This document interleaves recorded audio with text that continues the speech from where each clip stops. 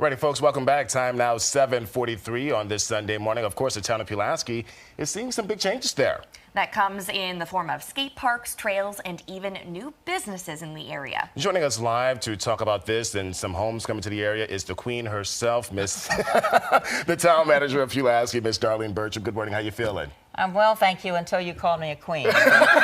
Well, you're a queen for everyone. Oh, I don't know about that, but we in Pulaski are very pleased to be here today. Yes, thank you. To share with you some of the exciting and new and different things that are happening in our little town. Well, it's a cute town, and so you are seeing changes, more businesses. How did that all come to be?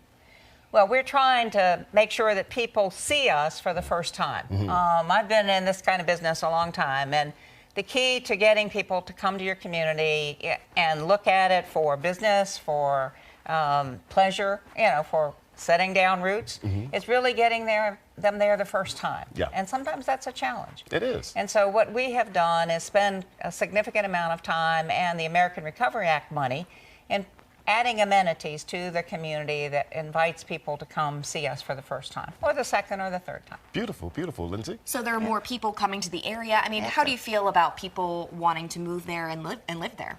Well, a key to economic development, in my experience, is housing. And so we really have got to focus on getting additional affordable housing for people. And Pulaski is a small, quaint town, as Duke said. It's a less hectic environment and less expensive environment. So what we're trying to do is get people here the first time through these outdoor amenities that we've put in place, and then offer them opportunities for housing at a reasonable cost. And we're looking at video right now. This is what you all sent to us. Of course, we're seeing video of new homes being built. Talk to us about, that's the reason for that. We want to attract people to the area to have a place to live so that they want to stay. Right. Absolutely. The housing is a tremendous activity that really is exceeding the demand at this point. Yeah. We need to have more housing. There are developers who obviously want to build housing, but the town is also trying to make things happen by building some houses ourselves. And one of the pictures that you saw on the screen was a house under construction. That's actually being done under a special program called Acquire, Rehabilitate, Sell. Yes. Where we're trying to get first-time home buyers to see our community and to come into it and get some affordable housing.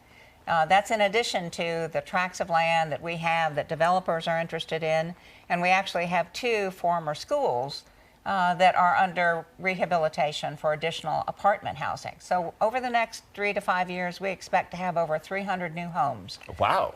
For people, and in a small community That's a lot. of less than 8 square miles, Yeah. that's a significant contribution to the housing needs that we have in the area. Beautiful, beautiful. Yeah. Absolutely. Well, I mean, even just talking about the housing market nowadays and the need for housing everywhere, it's good to hear that you guys are trying to address that and cater to families of different economic, backgrounds.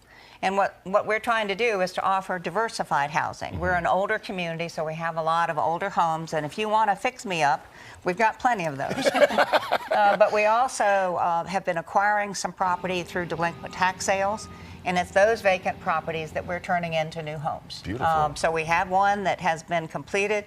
We actually have a buyer for it and hope to close in the month of May. Oh, wow. And then we have another one under construction. We'll take them one at a time.